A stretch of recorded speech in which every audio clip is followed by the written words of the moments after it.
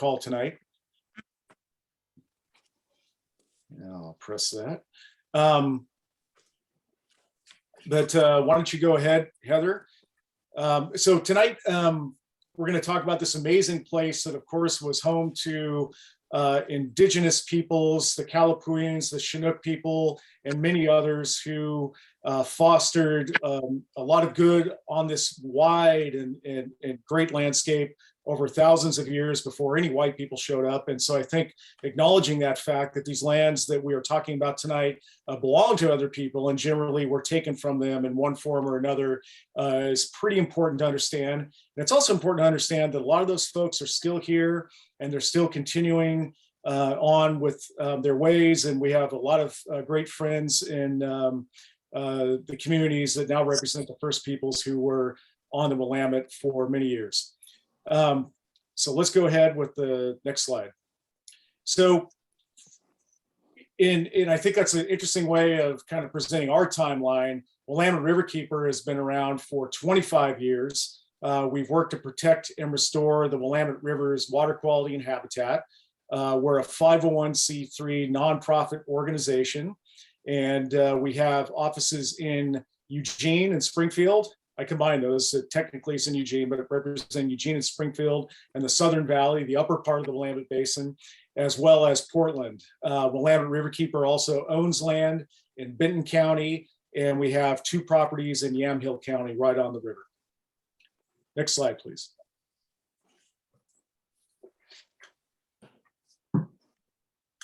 So I have a few images here just to kind of touch on some of the things that make the Willamette really amazing and kind of special.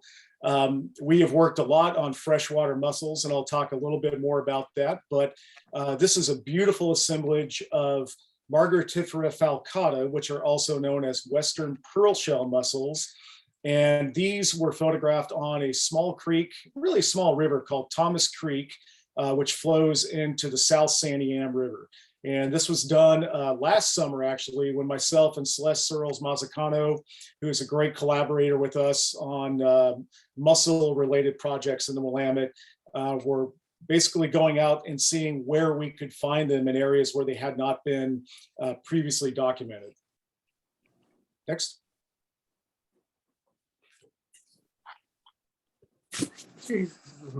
And this is a view of the beautiful Willamette from Norwood Island, which is a property now owned by Willamette Riverkeeper. And that's looking downstream toward the northeast. And you can see the east side of the river there across the way. Next. And just some of the interesting things that, many river systems provide. This is an image of that really cool stone that over time was worn to the point where the dripping water made a hole in it. And we found this in an early March paddle after the waters had been really high and they receded. And typically all along the gravel bars and shorelines of the Willamette, like many other rivers, everything's been turned over and it's kind of new. And this was great evidence of that, something being revealed that probably had been undercover before. Next. Something that Willamette Riverkeeper prides itself on, along with our partners, is helping to steward the Willamette Water Trail. This is an image, I think, from an early April paddle last year, heading down toward a property in Yamhill County where we were seeking to replace a water trail sign. Of course, we often just carry these in case we do have to replace a sign that has been either knocked over or impacted in some fashion from high water. Next. And of course, like that stone I showed previously, the Willamette yields a lot of amazing rocks and agates, and the geologic finds along the river can be really pretty amazing, as well as the archaeological. Next. And of course, wildlife are ever present. Here's a couple of cedar waxwings from kind of late in the summer last year. We have a male and a female there, right on the riparian fringe amongst the willows. Next. And of course, wapato. It's an amazing native plant that kind of likes shallow, still water areas along the riverside or on wide backwaters that might be only a few inches deep. And this is something that Willamette Riverkeeper is actively encouraging restoration of, which is also related to the elimination of aquatic invasive species, which I'll talk a little bit more about, and we've covered in previous presentations, but we'll touch on that again. And Wapato are just amazing, and some areas are just completely replete with them. And of course, traveling the Willamette is something we try to foster via the water trail. And here's just a classic image on a late summer day. And this was taken at Sam Dawes quite a few years ago. A group of us went down and enjoyed that site. And it's one of the really nice greenway sites that the state, Oregon State Park stewards. Next. And here is an image that it's more of a winter image. We still have some leaves on the trees right now, so I think this was taken in early January. But sometimes even in the middle of winter, you can find a day where the water is just completely still. It's just beautiful and quiet. And this happens to be looking down toward an island called Five Island. And there's a side channel that weaves off to the right there in the distance, kind of in the middle of the frame. But you wouldn't know it from this image. It just looks completely still. But you travel down that side channel and it's just a beautiful, quiet experience. Gorgeous floodplain forest on your left on the island. And the riparian area in this area is also in pretty good shape. And it really gives you a sense of what this river may have been like 150 years ago. Next. And some of the more common, but still wonderful plants to identify. We have Nootka Rose there on the right, which usually shows itself in late May and really takes off into June. And Red Osier Dogwood there on the left, and that happened to be at Norwood Island looking upstream. And those were planted a few years ago in terms of the Red Osier and the willows. And the Nootka Rose was planted at about the same time, but it's really taken off on the island. Next. And that's an image of Mary's Peak, and an opening to the side channel along the Willamette, a few miles above Corvallis. And you see a couple of black-tailed deer there in the foreground. And again, just the geometry and the beauty outside of looking for agates or anything else that you could find when you happen upon a gravel bar and it's been shaped by the water. You can get a sense of that in this image. And I just like this image, and there's others like this that just really give you that sense of flowing water, then when the water recedes, kind of what it leaves behind. And at Eli's urging, I was talking about a bobcat this morning, and she said, well, why don't you put that in the presentation? And I don't have great photos of this bobcat on this particular greenway, and I won't tell you where it is, but it was a late, it was actually July in a summer evening around 7 p.m. And I caught this flash of color on my left side and saw this animal, and I did a double take, and I had my binoculars, and I was lucky to have a telephoto lens, not a top quality telephoto lens, but I was able to get a couple shots of this animal, and it has presented itself at the same greenway property over the last year and a half. And I got another image of it on a game cam yesterday. So it's still there, which is in some way very reassuring to know that some of these animals are able to find a place and utilize them, and they're healthy enough to continue to hunt there and exist there for many, many months and into the years. Next image, you'll see it turns its head a little bit to the right. You see those little ear tufts. All right. So you were here to learn about what Willamette Riverkeeper, some of the things we've been up to in 2021 and kind of looking ahead to 2022. I thought I would start with the Oregon Legislature. In Oregon, we have a long session, which was last year, and we have a short session, which lasts 1 month, and that's coming up in 2022. A lot of states have a legislature that works every single year for about the same amount of time. Oregon doesn't do that. But because of the impact of new bills that could come up in relation to the Willamette, and sometimes there are things that can affect a state agency in a negative fashion, we always like to be at Salem, learning about things that have been proposed. And in some cases, if they have a negative effect on the river, in our view, we will work to see that they don't become law. And that's a really, it's kind of a mundane type of activity, but we and other organizations of our type, you have to do it because things will pop up that you have not heard of. They kind of surprise you at times, and you have to be in Salem talking to legislators to make the case for how something could be problematic for the river or how to improve it to the point where it doesn't have an impact on the river. There's a lot of gradient there, just like anything. Willamette Riverkeeper also works to pass laws with other organizations that we feel will help remedy a problem. This past legislative session, there were multiple bills, some dealing with the recycling system in Oregon that really, frankly, needs improvement. Even though we made great strides decades ago with the bottle bill and really set a precedent, we've kind of lagged since that time. And so there's some improvements that need to be made, especially looking at waste from plastics and the responsibility that those who create those plastics actually have in seeing them to the end point where they get recycled. And today that's just something that doesn't happen enough. Another issue we worked on were the outsized artificial waves generated by wake boats. They create these 4-foot waves, which are totally unnatural to the Willamette main stem. And we believe, as do others, that they have a negative environmental impact in addition to what they do to private property and other river users. So you will likely see this issue come up again in February. We utilize a paid lobbyist who's been a supporter for years named Greg Leo. It's Leo and Company, and his wife, Rachel. Both of them do a lot of work to kind of be in Salem, listening and carrying our message forward for a healthy river. As always, I would say to the folks on this call that for as much as we think people understand the Willamette and understand what's going on, it has always been surprising to me the degree to which people really don't know about the river. There are so many other issues, there are so many other things to pay attention to, that even though this huge water body makes its way through the most populous area in Oregon, a lot of folks are not in tune with the Willamette. They don't know about the history. They don't know about the current issues. And so that is always an ongoing process.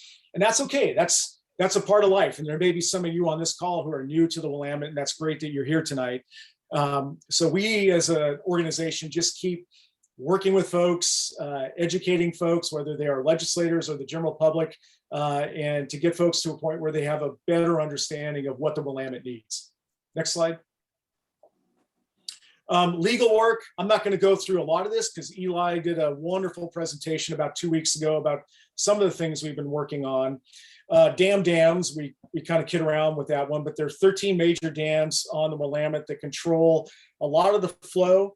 They impact how native fish such as spring chinook and winter steelhead can pass upstream and downstream of the dams. And they have other impacts to the health of the river system in terms of water temperature and impacts to habitat. We also began looking at these dams a couple of years ago in relation to their relative antiquity. These dams are aging, and the aging of these dams is something to pay attention to when you think about their overall structural integrity, and you think about the increased impacts they may experience as we have more impacts from climate change and weather events that are unusual, especially viewed through the historic frame. So we successfully filed a lawsuit against the Corps. They were willing to settle, and they agreed to provide a lot of information to us. And to date, they've been providing document dumps every single month between 6,000 and 7,000 pages. And we have taken time to go through that, and we're going to be working with the Corps to answer questions based on what those documents have provided. Like a lot of things, though, the Corps has provided a lot of information that is duplicative and things that are completely irrelevant to what we asked for, but that's just part of the game. Another issue that we've gotten into are timber sales, post-fire timber sales, to ostensibly do work on trees that could provide a hazard. Unfortunately, over the past few months, it's become increasingly clear that what the Forest Service and BLM have proposed are very large projects that don't make sense in relation to the need to deal with trees that could be problematic for the public. And so we and other organizations, Cascadia Wildlands and Oregon Wild, filed suit. And just recently, we got a preliminary injunction, which means the work has to stop at the Forest Service in this case, while the environmental impacts are evaluated through a process under the National Environmental Policy Act, which is the law that we asserted they did not utilize as they approached the sale. So they did really no evaluation of environmental impacts. Now they have to, and so all of that work is stopped at the moment. Next. For any riverkeeper organization, the Clean Water Act is first and foremost, whether it is from a large industrial discharger in the middle of the river or an accidental sewage release, which is kind of captured by that photo down on the right side there. And incidentally, that upper photo is from the formerly existing Blue Heron pulp company. I was told by DEQ, this goes back about 10 or 12 years, but I saw this image earlier today and I wanted to throw it in here. The DEQ was telling us that no, there's no way you could see that discharge in the middle of the river, which is about 2 miles above Willamette Falls. And so getting in an airplane, this is pre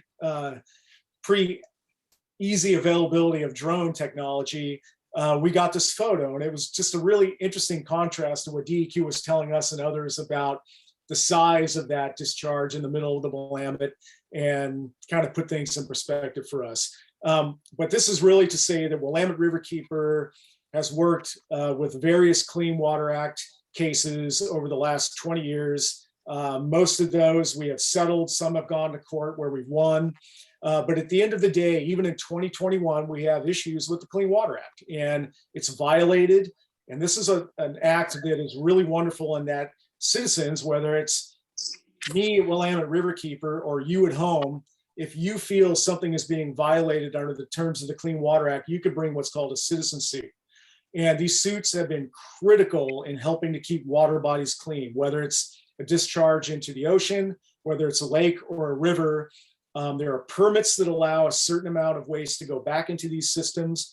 And it's critical that we ensure that those who are discharging back into freshwater bodies and saltwater bodies are meeting the letter of their permit. There's a lot of other work that goes on around the Clean Water Act, which relates to the earlier notion of dealing with the legislature, which relates to policies that are created by the state agencies, in our case, the Department of Environmental Quality. But the Clean Water Act is really a huge tool for Willamette Riverkeeper and everyone else in the United States to help ensure that we're keeping our waters as clean as possible. Next. Habitat restoration over the past year has been continuing full force. We've done a lot of work at Minto Brown Island Park, and this is related to our work to curb the presence of an invasive plant called Ludwigia. It's an aquatic invasive. It's becoming a huge problem throughout the whole river system, and Willamette Riverkeeper has really demonstrated and has continued to demonstrate a lot of leadership in working with folks to come up with a plan to really fight this aquatic invasive. And we've monitored for this plant up and down the river, and we've identified a few sites like Minto Brown Island Park where we've really worked to eradicate that, which covered a pretty significant area. There are other plants that are popping up now, like yellow floating heart, but it's really a collaborative effort with other organizations and state agencies to figure out how do we grapple with this growing problem and how do we address it. Can we address it in areas, or do we need to really focus on key areas that have a lot of ecological resonance, if you will? But that our habitat restoration program forged ahead in 2021, doing surveys of the river and taking on large active sites like Minto Brown, like Willamette Mission State Park, with the side channel there, also known as Mission Lake. Next slide. Our habitat restoration work also continued at Willamette Mission. We're now up to 752 acres of active restoration at the whole site. And this deals with both dealing with invasive species and eradicating them, and planting and then stewarding those planted areas over time. So those newly planted shrubs and trees can really take hold and have a great chance to keep growing. We've also worked hard at the Gale Ackerman Natural Area, which is on that lower left image there. This is just a few miles above Salem, where the river makes that.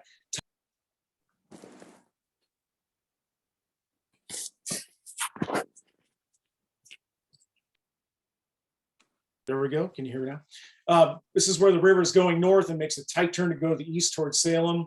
But it's a site where, again, we dealt with invasive species and tried to establish native species at that site with the Oregon Department of Fish and Wildlife. Next.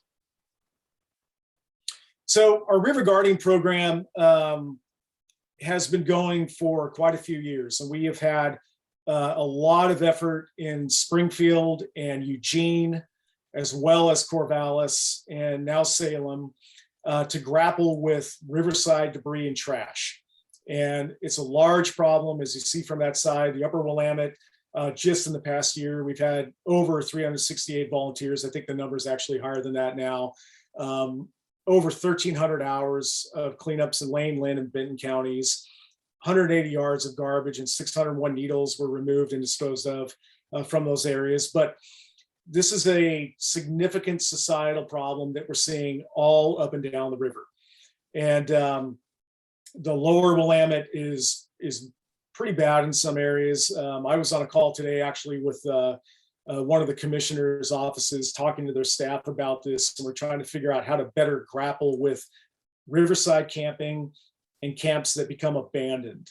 And when the water comes up, that material can get flushed downstream in some cases. And what can we do to reduce the amount of that material that's down along the riverside there? Now, keep in mind, in cities like Portland, you have people camping all over the place at this point. On the east side alone, you have homeless camps out on Johnson Creek, out along Foster Boulevard. You have camps in mini blocks moving in toward the center of town. Our goal is not to solve that problem necessarily, but really to keep plastic and other material from going downstreams, and as well as human waste. Next slide.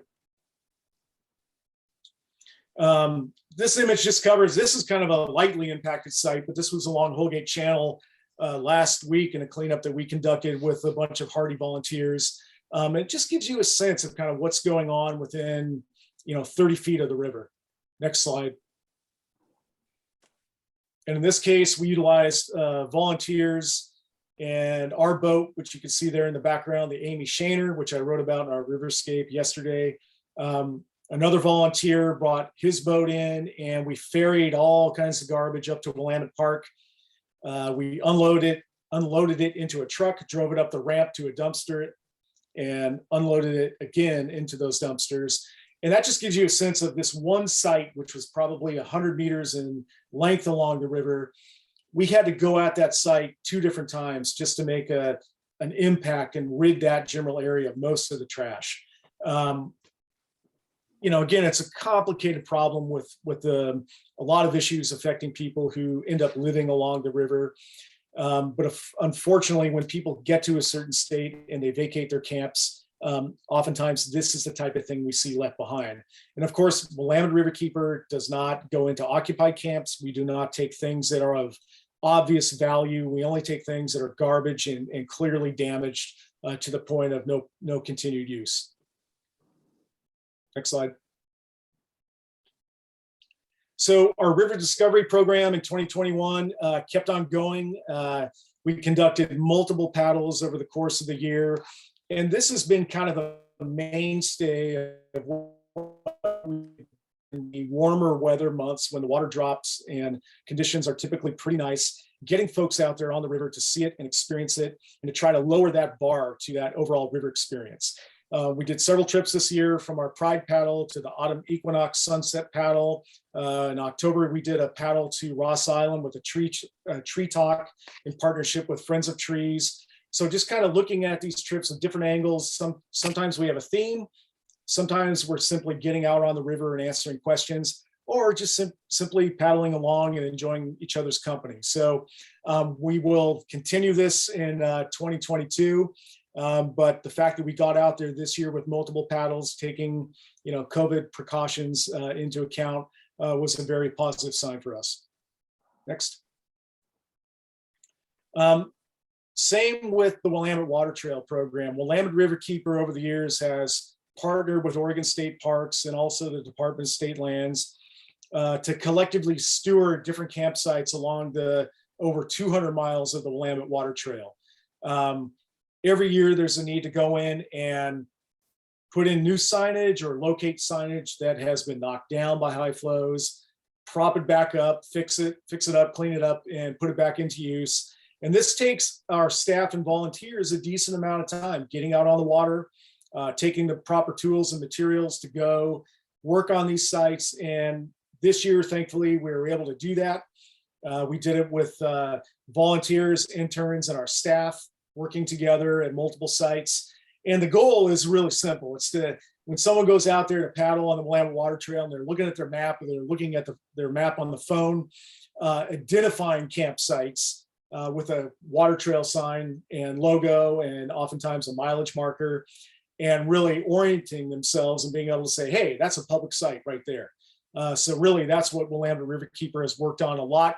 I think it's an element of our work that, frankly, we haven't talked about enough, because we were out there every single year at many of these sites, probably, honestly, more than Oregon State Parks is able to be out there at times. And we're making these sites usable. We're fixing fire rings. Sometimes we're putting in fire rings, things of that nature, and just kind of sprucing these places up to some degree. River registers are also part of this, and oftentimes our goal is simply to, at the end of the season, to record what the river registers say. And these are simply little tablets inside a box that say, hey, tell us your thoughts about your trip on the Willamette. And we feel it's really critical to capture all of those. And there's some really entertaining entries in those river registers, usually pretty entertaining, I should say. But it's good information to get and kind of document the use of these sites. And at the end of last summer, most of you probably are aware of this, but Heather and I, as well as Russ Woodward, who used to be a board member, and he's a great volunteer now and part of an organization called Paddle People, we were able to take on about 60 miles of the river and kind of highlight the water trail, highlight these beautiful greenway properties that are owned by Oregon State Parks, and kind of elevate those areas, and also do a little bit of work along the river as well. Oh, and I should say here, we will have a new map in late spring of 2022. So we have the funding for it. We have the contractor. We're starting to work on it. So we're on track. It'll be really nice bringing those two maps that we previously created together as one map, and providing a lot of updates as well. Next. So I mentioned wild fish. What are native fish? Really, we're talking about wild fish, fish that are able to hatch in the upper tributaries of the Willamette, pass down past dams and reservoirs like Dexter Dam here and down the middle fork of the Willamette, and make it out to the ocean. And I'm talking anadromous fish, so we're talking spring chinook, winter steelhead in some cases, and then they have to make it back up to their spawning grounds, which are those same areas where they hatched. Like many river systems around the United States, the Willamette is beleaguered in some cases by the presence of dams, and these dams basically block passage of those fish. Our solution over the years has been to collect them to some degree and then transport them up and around the reservoirs and release them again. And that has proven to be a pretty significant failure. So over the years, Willamette Riverkeeper has worked on this issue, and I mentioned the antiquity of the dams earlier. We believe there's a way to kind of bring these issues together in relation to the antiquity of these projects and their need potentially to upgrade, to foster better fish passage. And that's an ongoing, larger scope issue, but we think it's something that the Corps is going to have to grapple with over the next decade. The wild fish are just not about the impact of the dams, they're about the health of the habitat all along the Willamette, whether you're looking at backwaters that are no longer present but were there historically. We can restore a lot of those areas along the main stem of the river, as well as big tributaries like the Middle Fork here. And of course, keeping the water clean and as cold as naturally possible. So you want it to mimic those conditions that we had historically that enabled us to have hundreds of thousands of spring Chinook coming up through the Willamette system. All of these things are obviously interrelated, but I thought this was a good opportunity to kind of present that, it's not just the dams. You're talking multiple factors that have impacted these fish. And I was sorry to read a couple of years ago that there was a study of juvenile salmon going down through Portland Harbor. And that study actually indicated that the PCBs in Portland Harbor have an impact on the lifespan of those fish. That's what the study concluded. So that was yet another thing that they have to deal with as they make their way, hopefully, out to the Pacific Ocean and return a couple of years later. All right, next slide. Actually, I should have had a slide after this, but that's fine. This is, I didn't order these correctly, but Willamette Wildlands for us is really, let's acquire places that have some threat of change over time and preserve them for the long haul. And so Willamette Riverkeeper has been acquiring land over the past 6 years. We're going at kind of a pace that works for us as opportunities come up with properties that make sense ecologically. Also, these properties often have a low impact recreation nexus. So if they could be used as a Willamette Water Trail campsite, great. But the first and foremost factor is, are we preserving habitat, and do we have an ability to improve that habitat over time? This happens to be one of the properties that we acquired. It's a smaller one. It's the tip of Ash Island, which is in Newburgh Pool. It's about 10 acres. The habitat here is actually pretty good overall. And you're looking at the river in kind of early spring. The water's fairly high, but everything is leafed out there. But there's all kinds of native shrubs and trees on this property. There is some work to be done on invasives, but where we have an opportunity and there's a gap in the system where maybe some of the land trusts are partners in this effort, they don't cover or they don't have a desire to have a certain property. Willamette Riverkeeper is actively looking at those and figuring out if they make sense for us to steward over time. So this is only going to become more difficult to do over time as the population in the Willamette Valley increases. And as farms turn over generationally, we're not sure what new or different uses they might experience over time. So it's something we're taking, a really hard look at. And I think collectively, different land trusts and organizations who acquire land are really looking at this and figuring out what we can do. And I would just say, if you do a flyover of the Willamette with Google Earth, you'll see that, wow, there's a lot of farmland that comes up to the river and a lot of urban areas. But when you really look at those intact forests, those floodplain forests that used to be replete with hundreds and hundreds and hundreds of acres of gorgeous habitat, really those are few and far between. And it kind of gives you some perspective. So that's why we're getting into this. All right, next slide. Our work on freshwater mussels really kind of came to a pretty significant halt in 2021. We did some work in 2020. We did a little bit of work in 2021, but we're going to get back to it in 2022, as some of you may know, and maybe some of you participated with us. We've conducted 3 pretty significant studies on the main stem Willamette, looking at the health of freshwater mussels in the Willamette system.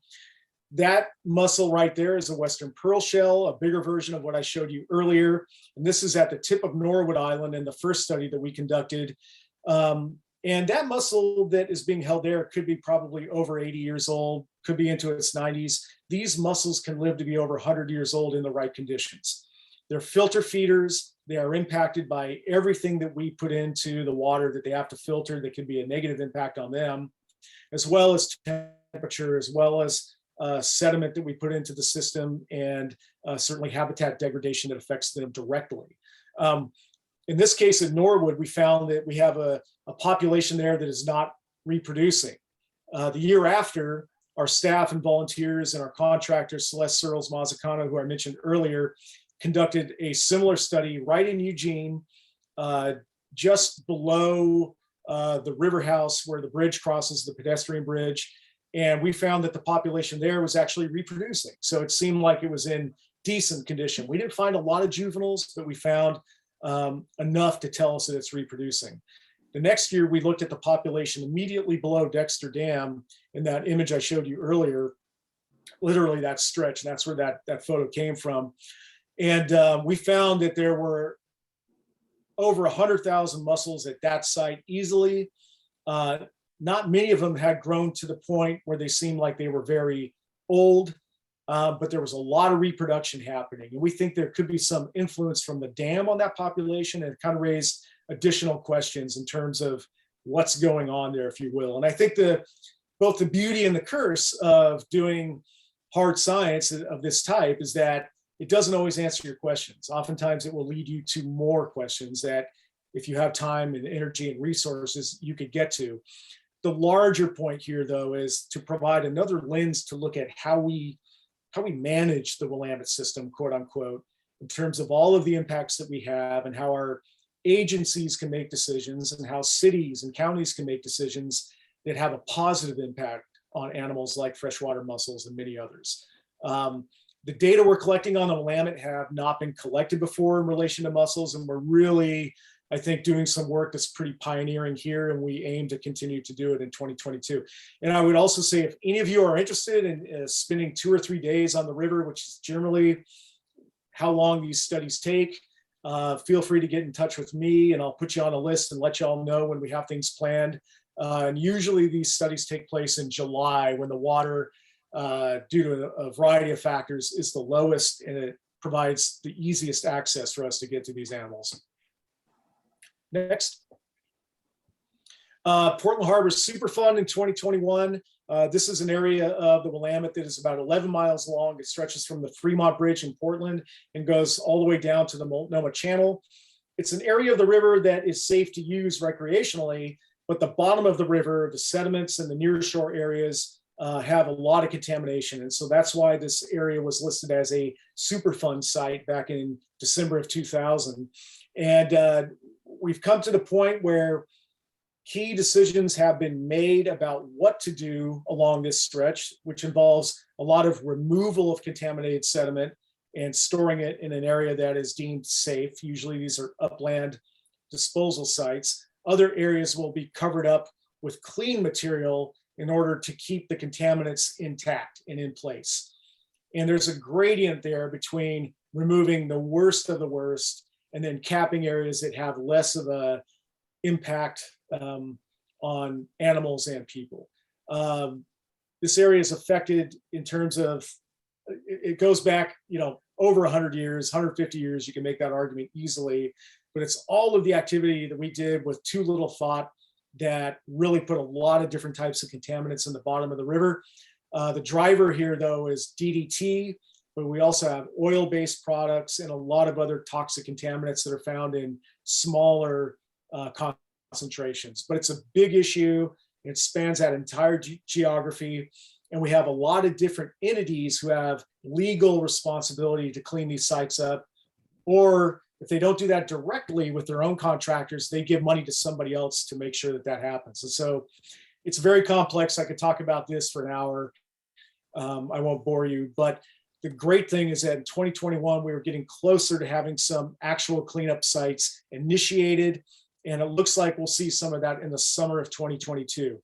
They do this work during the low flow period of the river. So you're looking, June through October typically, or early July.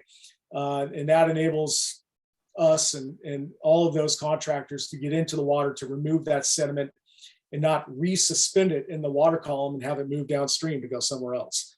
And that's a big issue when you're removing sediment from any system, whether it's a lake or a river, to kind of keep that pollution concentrated to not let it escape a given area where you're trying to clean it up. Next. And just looking, this next slide is of the McCormick and Baxter cleanup, which occurred about, we're going back almost 20 years ago now. This was an individual Superfund site in that larger Superfund site that was listed years before everything else. But you see what they're doing there. They're removing, actually they're capping the river right there with clean material. I almost reversed that. And again, capping can be effective. Is it ideal? No. But typically it's used in those areas where you have less current, generally speaking, and you have contaminants that are less likely to escape back into the environment and less toxic for wildlife and people. Next. So we kept things going in 2021. Willamette Riverkeeper is not a huge organization, but we all work together, our entire staff, to keep things moving. And I think we did a pretty good job of it. We had a lot going on each and every week, it seems like, even now we do. But in 2022, is it about renewal? I think I mistakenly coded way back in 2020 that we were going to have fun in 21. Well, I think we had some fun, but we were hoping for maybe a bigger impact on that front. But 2022, we're going to keep going, and we're going to have a lot of good stuff happening. We're going to continue mussel studies, as I already mentioned. We'll have more Clean Water Act advocacy and legal work on a whole variety of topics. And again, clean water relates to education, advocacy, and certainly legal work where that makes sense. We're going to have Paddle Oregon return. We've done it 19 times so far. We're looking for our 20th trip. And this is a big trip that Willamette Riverkeeper does every year over 5 days and 4 nights. It's a fun time. A lot of people get together and travel about 100 miles on the river, and we haven't been able to do it for 2 years, but we think we'll be able to bring it back in 22. We're going to continue our work on aquatic invasive species. We've got a lot of great momentum there. We're going to channel that right into the new year. We've got some interesting potential land acquisition opportunities, maybe in the hopper. You can never count these things before they're actually real. I've learned that hard lesson over the past few years. But there's a lot of folks out there who have realized that we're doing this, and they've sent an email or they've made a phone call and said, hey, so, I've got this certain property.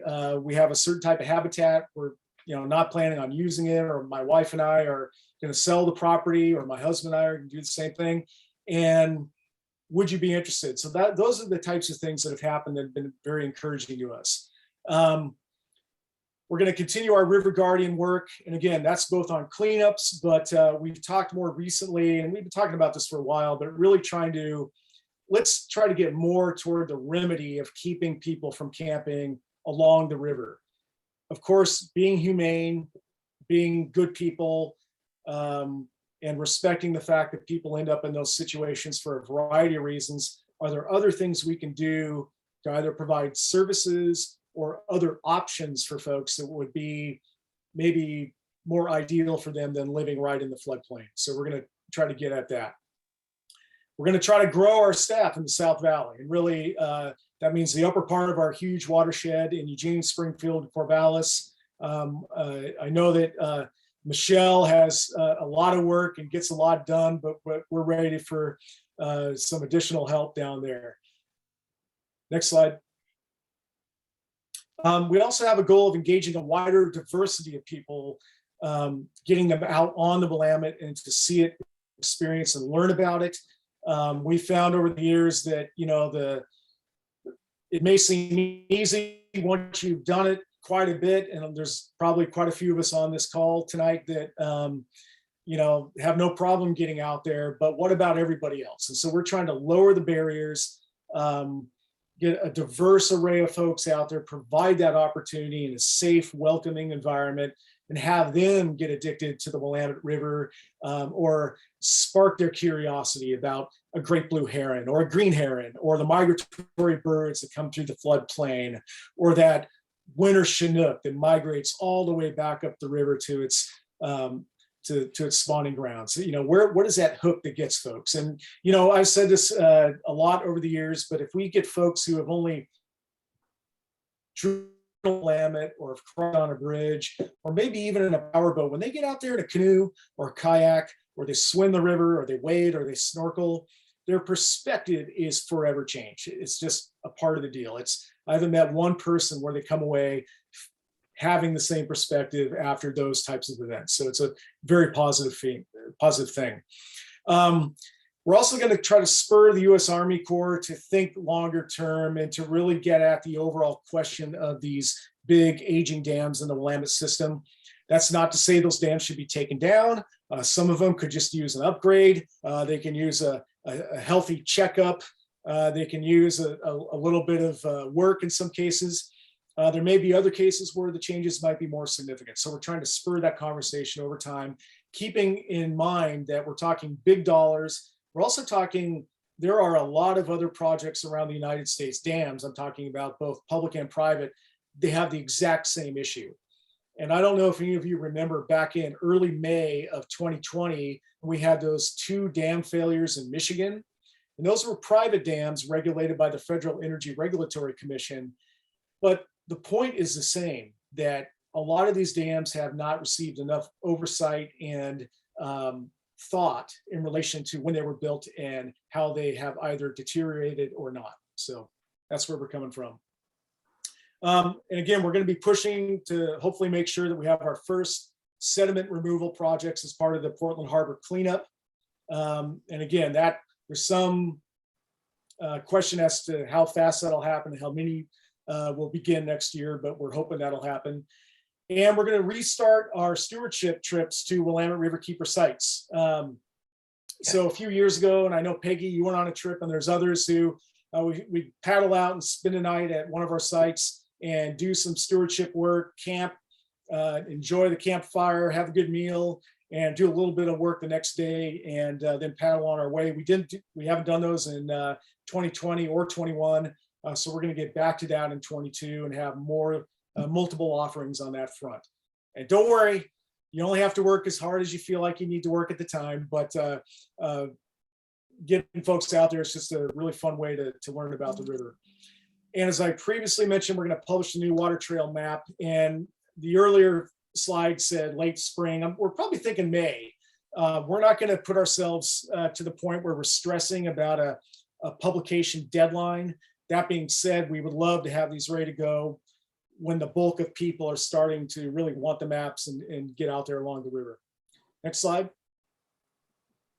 And so here's a couple other things that are going on. We did that, we mentioned earlier, the Pinot paddle that we did this year in July for the second time. We did it in 2019. It was great.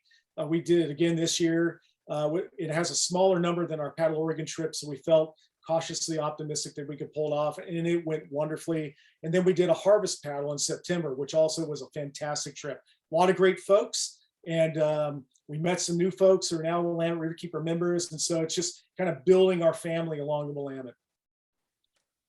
So the point being, in 22, we're going to have those events in addition to Paddle Oregon. Next slide. And I am doing some shameless promotion here. I've got a book that's going to come out in March called The Willamette River Greenways. It's kind of my take after doing this work for 21 years in the same position, which has provided me kind of a unique opportunity to kind of look at everything going on in this river system and kind of my perspective of that transition over those years and the progress we've made and where we might be able to do a little bit better. And also just talks about a lot of just trips along the river and interesting people that I met along the way. Definitely doesn't cover everybody, but there's some highlights here and there. So that'll be coming out in March. Next. So I would be remiss in a conversation like this, first of all, not to thank all of you who are already Willamette Riverkeeper members and supporters. We really are buoyed and supported by your interest and your commitment financially. It really makes a big difference to us. So first of all, thank all of you who are members. If you're not a member, consider becoming a member of Willamette Riverkeeper. Our website is willametteriverkeeper.org. And you could do it a whole variety of ways, whatever makes sense for you financially. If you are a member, maybe you consider a special year-end contribution as we round into the last few weeks of 2021. There's a big to make sure that we're in really good shape for 2022. And I should say that really what your contributions do is you support our staff and our ability to do work week in and week out. And I think Willamette Riverkeeper, we have 8 staff, and we've grown from the point when I was the only staffer back in 2000. We all work really hard. We're all passionate about the river. We all have things that really get us going about the river and its health that motivate us. And I would say we're probably the hardest working 8 people in an environmental organization. We get more done for our size than many others. That's not to the detriment of other organizations. I just think it's a function of, our commitment and our passion for this issue. So consider giving monthly or once or twice a year. There's ways to plan for Willamette Riverkeeper in your estate planning, and we've had people do that over the years, which has been really amazing and has helped us continue. We take donations of stock, or if you have stock that you don't want to get taxed on, there's ways to give that to us at the end of the year. We receive Bitcoin, and we've had some really wonderful donors provide Bitcoin to us, and we've kind of learned on the go, how you deal with Bitcoin and what that all means. So it's been an interesting process. And then I would also say you might consider a special gift to our newly endowed fund. I will probably be long gone before that fund generates significant income to Willamette Riverkeeper. I would say long gone as an employee. I'm not want to make that clear, but this endowed fund is really important if we're going to keep working. I think there's going to be a need 10 years from now for Willamette Riverkeeper to still be in existence. Having this endowment and having it provide a stable flow of income for us over time will be really important, just like a lot of other organizations have built those over the years. So we were happy that in 2021, we were able to finally establish one of those. All right. Next slide, please, Heather. So I'm going to end on a few slides like I opened this with. These are a couple of white-headed sparrows out at the sanctuary property. Next. So the story of this heron could have come earlier under the River Guardian section, but this summer I happened to do a solo paddle out to Norwood Island just to check on things. And as I left, I saw this kind of rustling and squawking off to the right side of the river below the island. I paddled down, I saw it was a great blue heron, and it had this large black mass hanging from its lower part of its beak.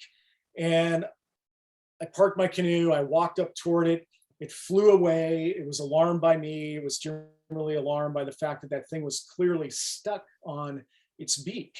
And it appeared to be some type of a fabric, maybe a polyester of some sort.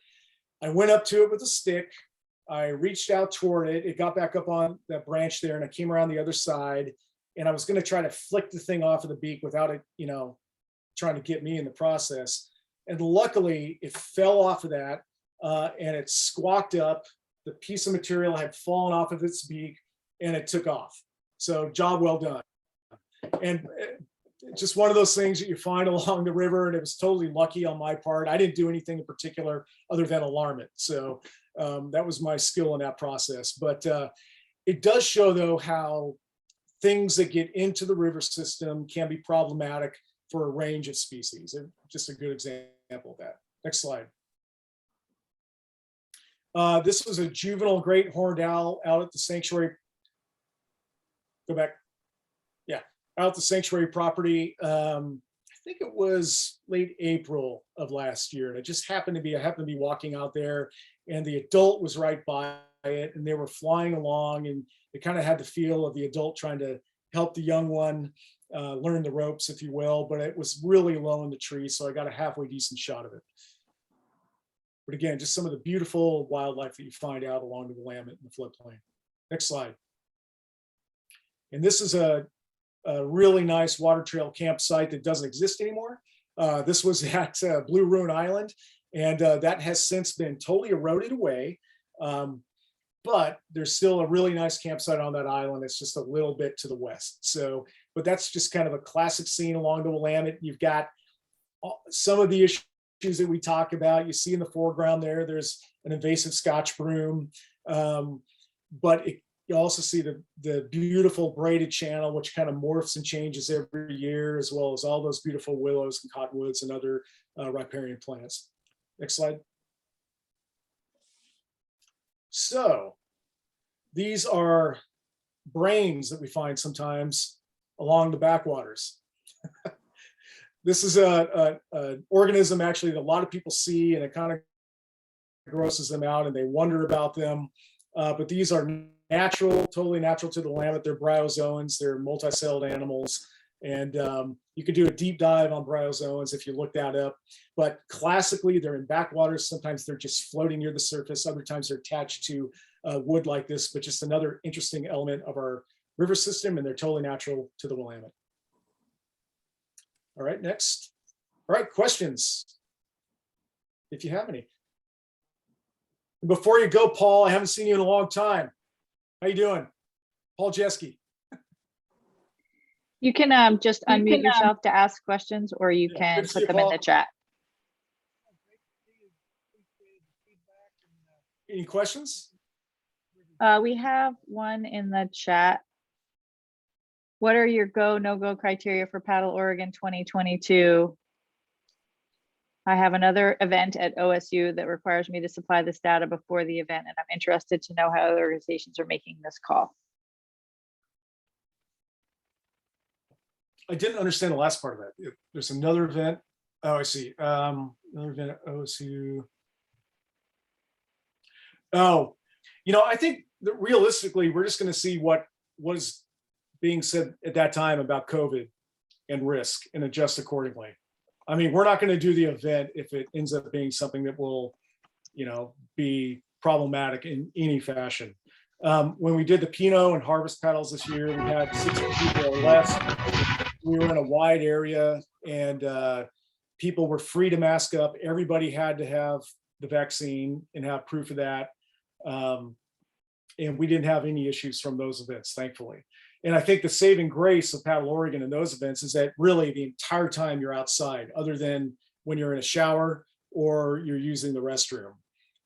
So taking those appropriate cautionary elements in place, I think we'll be able to move forward unless something drastically changes again. And I guess to your point about the details, we will provide those details months prior to the event.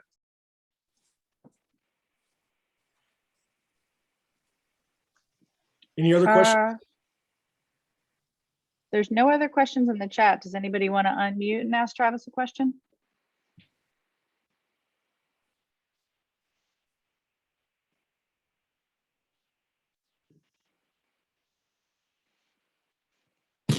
How's the conversation with the Corps going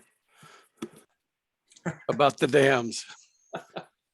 Well, Kim, we're still sifting through the materials they've sent us. So I think there are some dams that might be more interesting than others to talk about in relation to the structural issues or potential structural issues. But, really wading through all the material that they have sent us over the months has been the task at hand, and we're not done with that yet. And then they've just announced a hiccup in their system in getting the material to us. They actually sent us an email a few days ago. They've had some staff changes that are impacting their ability to send that material. So things are being bumped back about a month and a half. So I think by the time we get to February, March, we'll have a better understanding of where we really need to focus the majority of our energy on that front. It's a complicated matrix too, because there have been other things related to the biological opinion, of course, that we've heard about, and movement that they have to make, which is great based on the original biop that we helped create or helped get issued.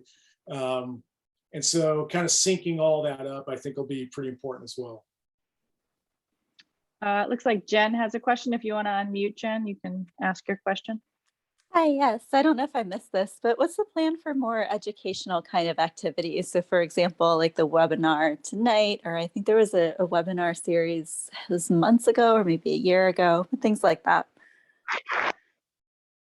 Yeah, we'll definitely do more of that. I mean, we're going to combine more in-person opportunities, whether it's a paddle trip that focuses on freshwater mussels or riparian ecology, or talks on given subjects. We've shown already that with our restoration talk a couple weeks ago, and then our legal talk a couple weeks before that, you can really do a deep dive on a lot of these subjects. And so we're just kind of touching the surface of these. But we're definitely going to we'll have a schedule from January on that gives you a sense of what's happening. Usually we get out 3 to 4 months As much as we try to plan, other than really big events like Paddle Oregon and other things that happen in the summer, but we'll at least give you some months to look down and say, oh, I'd like to go to that, or plan to listen in on that presentation, that sort of thing. Awesome. Ken has a question. Do you want to unmute, Ken? Yeah, have you gotten any interest from DEQ or ODF&W about continuing using the mussels as an indicator, because they're basically filter feeders? They're an integrator of the water quality conditions. It seems like there would be an opportunity to help them learn more about the river as well as participate in the mussel work. Yeah, it's been a little bit of a challenge. I think, we've been doing more field work to provide data and also encourage the general public and agencies to learn about mussels and to consider them when they're approving permits and things of that nature. There's another national organization that's been focusing more on, if you identify mussels, you need to move them, and we fully support that. But kind of just lifting up that general base of knowledge of mussels in the state, and frankly in the West. Freshwater mussels are so much more ubiquitous when you get to the Midwest, and then as you move to the Mid-Atlantic and especially the South, there are dozens and dozens and dozens and dozens of freshwater mussels that are native and wild in those systems that have been studied for a long time. And really the advances in understanding how to propagate freshwater mussels, if you have a species that's been almost decimated, all of that has happened from the Midwest to the East. When you get to the West, the work has been much less robust because frankly, we have fewer species, and we've all been very salmon centric for good reason in thinking about riverine ecology and river health. I think the one saving grace there though for mussels is that salmon and mussels are really mutually dependent. Mussels propagate by having their embryo attached to salmon, in our case, we believe, and they travel around for a while on that fish, and then those embryos drop out. And if they're lucky, they end up on the river bottom, they could filter feed and grow. So there's a direct relationship. And so if we're able to show that we have healthy mussel populations in certain areas where maybe we were having issues with fish, you can figure out that connection, or maybe a lack of connection in some cases. Back to that first slide I showed on Thomas Creek, we looked at areas where salmon reds have been identified by ODF&W over time, and just really in the last 10 years, and that work had been done, but there had been really no work done on mussels. And Celeste and I went up there last summer and surveyed a huge stretch of river, and we found mussels that we could not believe were there. They were amazing. They were juvenile, they were small. So that tells you that something was happening in just the past 7 or 8 years that was beneficial to those species and allowing them to take root, if you will. There's so much more that can be done though. And I think if anybody gets into fisheries biology and doesn't know exactly what track they want to take, the lane is wide open in Musselville. I mean, it's just, there's so much work that needs to be done that will better explain how our river system should be protected and what will benefit mussels and fish. Okay, I don't see any more questions in the chat. Does anybody have anything else to ask Travis before we bid you good night? Well, thank you for taking the time. I know it's a dark Thursday night in December, but appreciate your time and interest in the Willamette and Willamette Riverkeeper. It's really much appreciated. And I hope you all have a great holiday season and stay well. Thank you, everybody.